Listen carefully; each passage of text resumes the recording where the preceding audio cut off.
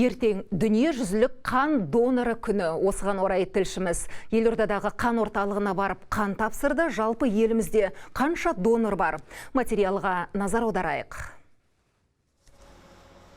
Қан тапсырып, адам өмірін бірге сақтаймыз. Бүгін елордада дәл осындай атаумен дүниежүзілік донор күні бастау алды. Ең алғашқы келгендердің бірі тұрақты донор Тасқын Бабақұмаров. Мен өзім дәрігермін, және дәрігерлік салада жұмыс істегендіктен, және қанның маңыздылығын, және апаттық жағдайлар болғанда, немесе басқа да қиын жағдайлар болғанда қанның маңыздылығын өзім түсінемін, сондықтан сол себепті келіп тапсырамын. Я сдаю на постоянной основе.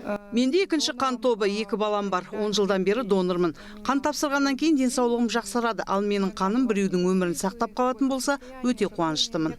Күнделікті тәртіпті қадағалайтын полиция қызметкерлері де осы арадан табылды. Жұмыс бабында енді жол көлік апаттарын көп көреміз.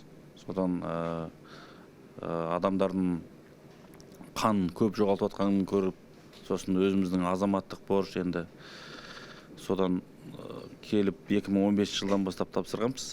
Дәл қазір мен алғаш рет қан тапсырам. Шынымды айтсам, сәл қобалжу бар, бірақ дәрігерлер айтқандай, одан да қорқыныштысы шұғыл жағдайда қан жетіспеу не мүлде табылмай қалуы.